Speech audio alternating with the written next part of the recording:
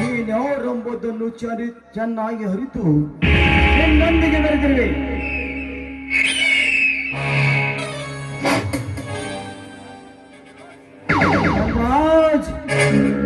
ನೀನ್ಯಾರೆಂಬುದನ್ನು ಚೆನ್ನಾಗಿ ನಿನ್ನೊಂದಿಗೆ ಬೆರೆತಿರುವೆ. ಬೆರೆತು ಬೇರ್ಪೇಡಾಗಿ ಈ ರೌಡಿ ರಾಜನ ಸಿಂಹ ಗರ್ಜನೆ.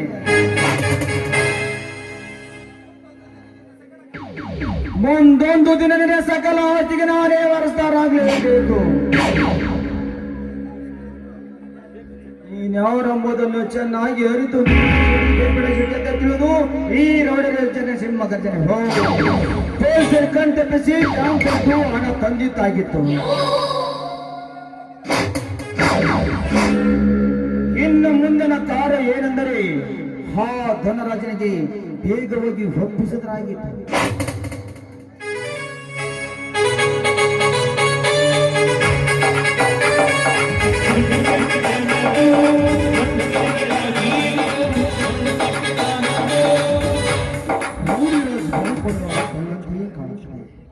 ಹೇಳಿದರಾಯ್ತು. ಯಾವ ಬ್ಯಾಂಕ್ ಕೊಡೋದು ತಂದ್ರವೆ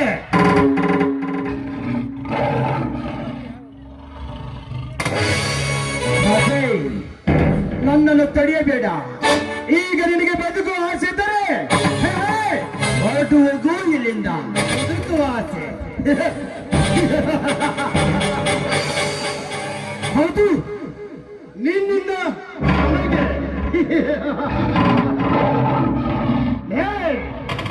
ವಿಶ್ವ ಸರ್ಪದ ಹೊಟ್ಟೆಯಲ್ಲಿ ಜನಿಸಿ ಬಂದ ಹೋದವರಿಗಿತ್ತೆ ಮಗನೇ. ಮರ್ಯಾದೆಯಿಂದ ಹೇಳುವೆ, ಸೂಟ್ ಕೇಸ್ ಕೊಡೋದು ಇರದಿದ್ದರೆ ಮತ್ತು ಪೊಲೀಸರ ಕೈಗೆ ಒಪ್ಪಿಸಬೇಕಾಗುತ್ತದೆ. ಅಜಯ್, ನಿನಗುವುದನ್ನು ಪಾಲು ಕೊಡಿ. ಆದರೆ ಸುಡಿ ಕೇಸ್ ಕೇಳಬೇಡ. ಅದು ನನಗೆ ಸಂಬಂಧಪಟ್ಟಿದ್ದು. ಆದರೂ ಪಾಲು ಕೊಡುವೆ. ಪೊಲೀಸರು ಹೌದು ಇದು ಅಂತ ನನ್ನ ಮುಂದೆ ಮಾತನಾಡಬೇಡ. ಪಾಲು ಕೊಡುವೆಯ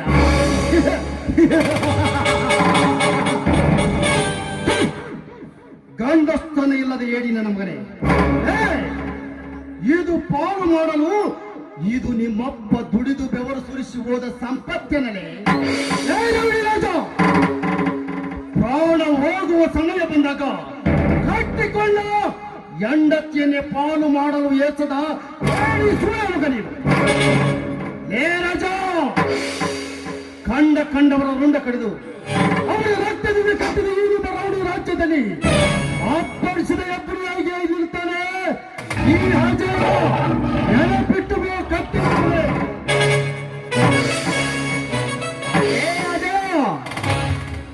ಮರ್ಯಾದೆಯಿಂದ ಹೇಳ್ತೇನೆ, ಹೊರಟು ಹೋಗೋ ಇಲ್ಲಿಂದ. ಮೋಸ ಮಾಡಿ ಹಿಂದಿಂದ ಬಂದು ಮಾತಾಡ್ಬಾರ್ದು. ಗಂಡಸರ ಲಕ್ಷಣವಲ್ಲ ಮೋಸ.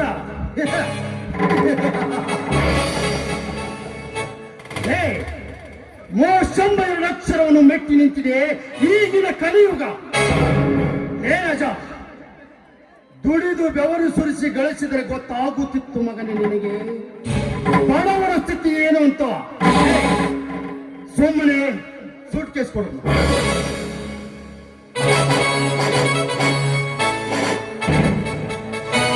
ಬೇಗಲೇ ಬಡ ವಿಕರಣೆ ಮಾಡಿ ಹೋಗಿ ಬಂದಂತೆ ಮಾತನಾಡಿದರೆ ನಿನ್ನಯ ಹೆಸರು. ನಿಮ್ಮಂತ ಘಟಸರ್ಪಗಳು ಹಲ್ಲು ಕೀಳುವ ಹಾವಡಿಗ ಈ ಅಜಯ್.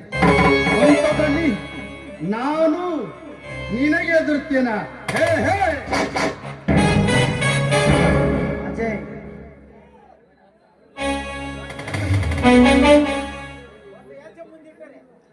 ಒಂದು ಹೆಜ್ಜೆ ಮುಂದೆ ಇಟ್ಟರೆ ಮುಗಿಯಿತು ನಿಂದ ಈ ಭೂಮಿ ಮೇಲೆ ಮೋಸ.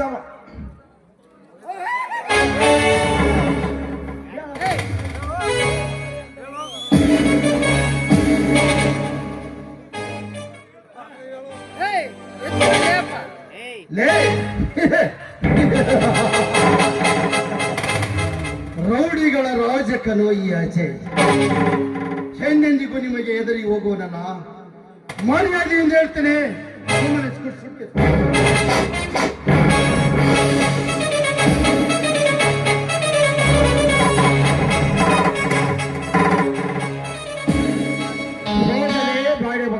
ಮಾಡಬೇಕಾನೆ ಮಗನೇ.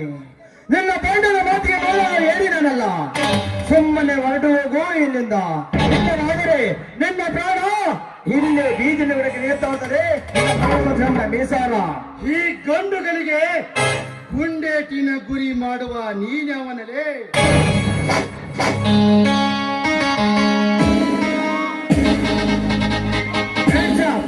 ಒಂದು ಹೆಜ್ಜೆ ಮುಂದಿಟ್ಟರೆ ಮುಗಿತು ಈ ಭೂಮಿ ಮೇಲೆ ಬದುಕುವ ಋಣ. ರಜಾ ಪೇಸ್ಟಲ್ ಬೇಸಾಕ್. ಇನ್ಸ್ಪೆಕ್ಟರ್ ವಿಜಯ್, ಹೌದುಲೇ, ನಾನೇ ನಿಮ್ಮಂತ ರೌಡಿಗಳ ನೆತ್ತಿಯ ಮೇಲೆ ಕಾಲಿಟ್ಟು ಮೆರೆತಿರುವ ಇನ್ಸ್ಪೆಕ್ಟರ್ ವಿಜಯ್. ಹಾದರಿಗೆ ಹುಟ್ಟಿದ ಹಾದರಿಗಿದ್ದಿನ ವಿಜಯ. ಈ ರೌಡಿ ರಾಜ ಯಾರೆಂಬುದು ಗೊತ್ತಾ ಮಗನೇ? ರಜಾ, ನೀನು ಒಬ್ಬ ಬಡವರ ಮನೆಯ ಮುರುವ ಏಡಿ ಎಂಬುದು ನನಗೆ ಚೆನ್ನಾಗಿ ಗೊತ್ತು. ಅನ್ಯಾಯ ನೀತಿ ಮಾರ್ಗದಿಂದ ನಡೆಯುವ ಸಮಾಜದ ದ್ರೋಹಿ ನೀನು ಎಂಬುದು ನನಗೂ ಚೆನ್ನಾಗಿ ಗೊತ್ತಲೇ ರಜಾ. ವಿಜಯ್, ನನ್ನ ಕೈಯಲ್ಲಿ ಪಿಸ್ತೂಲಿದ್ದರೆ ಸೇಡಿನ ಕಿಡಿ ಜಾಲಿನೆಗೆ ನಿಮ್ಮಂತ ಮಿಂಡ ಹುಡುಗರ ಮಿಂಡ ಕತ್ತರಿಸುವ ಗಂಡುಗಲಿ ಈ ಇನ್ಸ್ಪೆಕ್ಟರ್ ವಿಜಯ್. ಮಾಡಬೇಕಾರೆ ಮಗನೇ, ಬಾಯಿಗೆ ಬಂದಂತೆ ಮಾತನಾಡಿದರೆ ನಿನ್ನ ಹೆಣ ಎಲ್ಲಿ ಉಳ್ಳದು ಅಕ್ಷರ. ನೀನು ನಾಯಿ, ನಿನ್ನಂತ ಸೆಂಡನಲ್ಲೂ ಹುಡುಗದ ಶ್ರೀರಾಮನ ಚಂದ್ರನ ಅಣ್ಣನ ಸಕ್ಕರೆಯಲ್ಲಿ ಬೆಳೆದ ಗಂಡುಗಲಿ, ನಿನ್ನಂತವರ ಪಾಲಿಗೆ ಕಾಮದ ಹುಲಿ ವಿಜಯ್. ಮರ್ಯಾದೆಯಿಂದ ನಮ್ಮ ಜೊತೆ ಬಂದರೆ ಸರಿ, ಇಲ್ಲ ಹೋದರೆ ಒತ್ತು ಒಯ್ಯಬೇಕಾಗುತ್ತದೆ, ಎಚ್ಚರ. ವಿಜಯ, ಈಗ ನನ್ನ ಅರೆಸ್ಟ್ ಮಾಡಿದರು ಕೇವಲ ಒಂದೇ ದಿನದಲ್ಲಿ ಮರಳಿ ಬರುತ್ತಾಗುತ್ತದೆ ಈ ಗಂಡುಗಳಿಗೆ. ಅದಕ್ಕೆ ನೀನೇನು ಮಾಡೋದು ಆಗುದಿಲ್ಲ. ಹೊರಟು ಹೋಗು ಇಲ್ಲಿಂದ. ಮರ್ಯಾದೆ ಎಂಬ 3 ಅಕ್ಷರದ ಅರ್ಥವನ್ನು ತಿಳಿಯದೆ ವ್ಯಕ್ತವಾಗಿ ಬಗುಳುವ ಬಂಡ ಬಡ್ಡಿ ನನ್ನ ಮಗನೇ. ನೀನು ಒಬ್ಬ ಬಡವರ ಮನೆಯ ಮುರಿಯುವ ಏಡಿ ಎಂಬುದು ನನಗೆ ಚೆನ್ನಾಗಿ ಗೊತ್ತು. ಸುಮ್ಮನೆ ನಮ್ಮ ಜೊತೆ ಬಂದರೆ ಸರಿ, ಇಲ್ಲ ಹೋದರೆ ಒತ್ತು ಒಯ್ಯಬೇಕಾಗುತ್ತದೆ. ಹೇಳ್ತೀರ ಲೇ ಬಡ ಅಧಿಕಾರಿಯ ಮಗನೇ, ಬಾಯಿಗೆ ಬಂದಂತೆ ಮಾತನಾಡಿದರೆ ನಿನ್ನ ಬೀದಿಯಲ್ಲಿ ಬರುತ್ತದೆ ಅಕ್ಷರ. ಎಂದು ಹೇಳುವ ಹುಚ್ಚು ನಾಯಿ ಅನ್ನು ಮುಡಿಸಿಕೊಂಡೆ ಮಿಂಡ ರಕ್ತಕ್ಕೆ ಹುಟ್ಟಿದವನೇ. ಅರೆಸ್ಟ್ ಮಾಡು ಈ ಬೋಳಿ ಮಗನನ್ನು.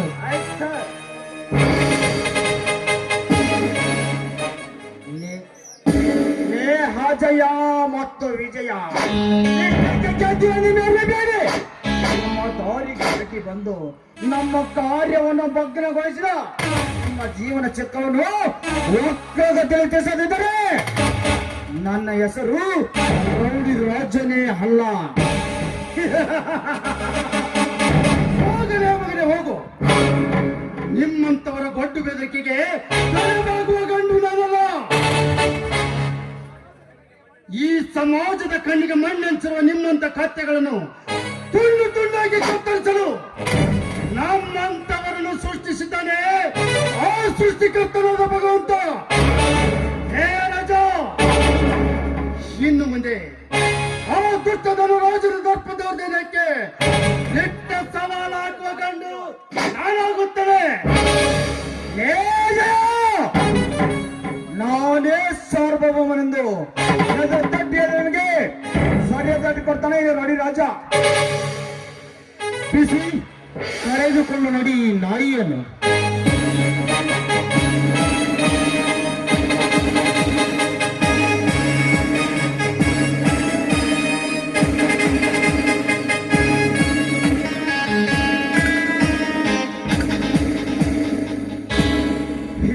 ಗ್ರೇಟನ ಸಮಾಜದ ಮೇಲೆ ಇಟ್ಟಿರುವ ಈ ನಿನ್ನ ಅಭಿಮಾನವನ್ನು ನಾನು ಇವತ್ತು ಮರೆಯಲಾರೆ ಅಣ್ಣ. ಅದೇ ರೀತಿ ಈ ಕೇಸಿನ ಬಗ್ಗೆ ಒಂದು ಕೋರ್ಟ್ನಲ್ಲಿ ಸಾಕ್ಷಿ ಹೇಳಬೇಕಾಗುತ್ತದೆ ಅಣ್ಣ. ಆಯ್ತು, ನೀವು ಎಂದು ಹೇಳುತ್ತಿರುವ ನನ್ನ ಕೋರ್ಟಿಗೆ ಬರ್ತದೆ. ಆದರೆ ಇಂಥ ಬೋಳು ಮಕ್ಕಳನ್ನು ಸುಮ್ಮನೆ ಬಿಟ್ಟರೆ ಆ ಗಾಂಧಿ ಕಂಡ ರಾಮರಾಜ್ಯದ ಕನಸು ಕೇವಲ ಕನಸಾಗಿ ಉಳಿಯುತ್ತದೆ ಈ ನಮ್ಮ ದೇಶದ ಗತಿ. ಅದಕ್ಕಾಗಿ ನೀವಾದರೂ ಕಷ್ಟಪಟ್ಟು ನಿಷ್ಠೆಯಿಂದ ಕೆಲಸ ಮಾಡಿ ಕಳ್ಳ ಕದಿಮರನ್ನು ಜನರಲ್ಲಿ ಹಾಕಿದರೆ ಈ ಸಮಾಜಕ್ಕೆ ಸೇವೆ ಸಲ್ಲಿಸದಂತಾಗುತ್ತದೆ. ಹೌದು ಅಣ್ಣ, ಸುವರ್ಣ ಭಾರತದ ಭವಿಷ್ಯ ಕಾಣಬೇಕಾದರೆ ಕೇವಲ ಪೊಲೀಸರಿಂದ ಮಾತ್ರ ಸಾಧ್ಯವಿಲ್ಲ, ಸಮಸ್ತ ಭಾರತದ ಎಲ್ಲಾ ಪ್ರಜೆಗಳಿಂದ ಮಾತ್ರ ಸಾಧ್ಯ. ಬರೀ ಪೊಲೀಸ್ನವರೇ ಅಪರಾಧವನ್ನು ತಡಿಬೇಕೆಂತೇನಿಲ್ಲ. ಅನ್ಯಾಯ ಅತ್ಯಾಚಾರ ಎಲ್ಲೇ ಕಂಡ್ರು ಅದನ್ನು ತಡೆಯುವ ಪ್ರತಿಯೊಬ್ಬ ನಾಗರಿಕನ ಕರ್ತವ್ಯ. ಅದನ್ನು ಯಾರಾದರೂ ಪಾಲಿಸ್ತಾರ ಹೇಳೋಣ?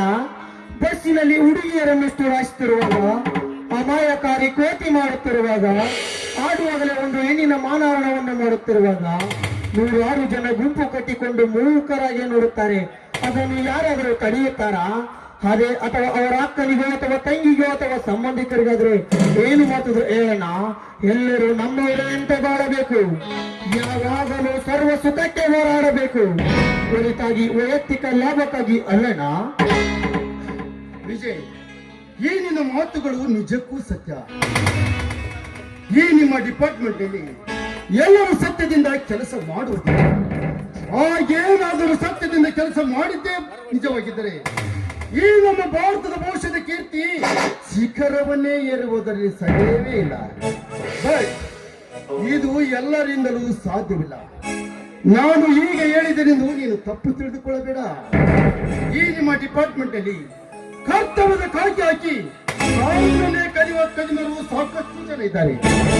ಹೀಗಾದ್ರೆ ರಕ್ಷಣೆ ಮಾಡುವ ರಕ್ಷಕರೇ ರಕ್ಷಕರಾದರೆ ನಾವು ಕಾಣುವ ಆದರ್ಶದ ಕನಸು ಕೇವಲ ಕನಸಾಗಿ ಉಳಿಯುತ್ತದೆ. ವಿಜಯ್, ಕನಸಾಗಿ ಉಳಿಯುತ್ತದೆ. ನೋಡೋಣ, ಪೊಲೀಸ್ ಡಿಪಾರ್ಟ್ಮೆಂಟ್ ನೀವು ತಿಳಿದಿರುವುದು ತಪ್ಪು. ಪೊಲೀಸ್ ಡಿಪಾರ್ಟ್ಮೆಂಟ್ ನಲ್ಲೂ ಇಂಥ ಎಂಜಲ ನಾಯಿಗಳಿದ್ದಾರೆ. ಆದರೆ ಎಲ್ಲರೂ ಹಾಗೇನಿಲ್ಲ. ನ್ಯಾಯವೇ ನಮ್ಮ ದೇವರು, ಕರ್ತವ್ಯವೇ ನಮ್ಮ ಉಸಿರು ಅಂತ ನಿಷ್ಠೆಯಿಂದ ದುಡಿಯುವವರಿದ್ದಾರೆ. ಆದರೆ ಅಂತವರಿಗೆ ಅವಕಾಶವಿಲ್ಲ. ನನ್ನಂತ ಅದೆಷ್ಟೋ ಪೊಲೀಸ್ ಆಫೀಸರ್ಸ್ಗಳು ಕೈ ಕಟ್ಟಿ ಸುಮ್ಮನೆ ಕುಳಿತಿದ್ದಾರೆ. ಏಕೆ ಗೊತ್ತಾ?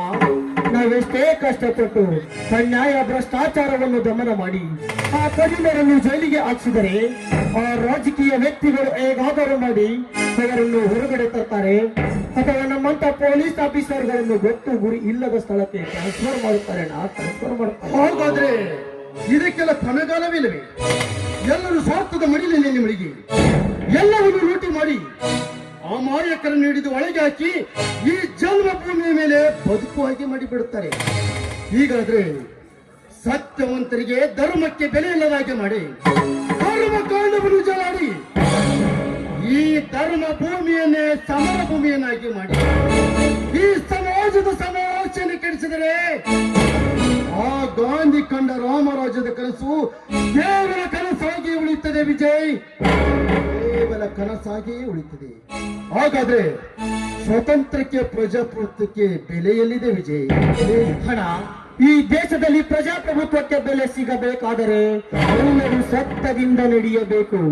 ಅದೇ ರೀತಿ ದುಷ್ಟ ರಾಜಕಾರಣಿಗಳಿಗೆ ಕುಮ್ಮಕ್ಕು ನೀಡಬಾರದು. ಅದೇ ರೀತಿ ಸಣ್ಣ ಪುಟ್ಟ ಜಗಳವನ್ನು ಮಾಡಿಕೊಂಡು ವೀತವನ್ನು ಪಕ್ಕಾರೂಢಿಯಾಗಿಸಿ ಒಂದು ಸಲ ಲಾಂಗ್ ಹಿಡಿದು ಒಬ್ಬನ ಅರುಂಡ ಕತ್ತರಿಸಿದಾಗ ಅಲ್ಲಿ ನಿಂತಿರುವ ಜನರು ದಿಕ್ಕ ಪಾಲಾಗಿ ಓಡಿ ಹೋಗುವುದರಿಂದ ಹಳ್ಳಿ ರೌಡಿ ಹೋಗಿ ಸಿಟಿ ರೌಡಿ ಹೋಗಿ ಸ್ಟೇಟ್ ರೌಡಿಯಾಗಿ ದೊಡ್ಡ ಗಾಯಕನಾಗಿ ಹೊರಹೊಮ್ಮುವುದರಲ್ಲಿ ಸಂದೇಹವಿಲ್ಲ. ಆದರೆ ಇಂದು ಹಳ್ಳಿ ರೌಡಿ ಇದ್ದಾಗಲೇ ಒಬ್ಬ ಅಮಾಯಕ ವ್ಯಕ್ತಿಯ ರುಂಡ ಕತ್ತರಿಸಿದಾಗ ಅಲ್ಲಿ ನಿಂತಿರುವ ಜನರು ಒಬ್ರು ರೌಡಿಯಾಗಿ ನಿಂತು ಒಂದೇ ಒಂದು ಸಾಕ್ಷ್ಯ ಇದ್ದರೆ ಇಂದು ಆ ವ್ಯಕ್ತಿ ಡಕಾಯಿತನಾಗಿ ಹೊರಹೊಮ್ಮುತ್ತಿರಲಿಲ್ಲ.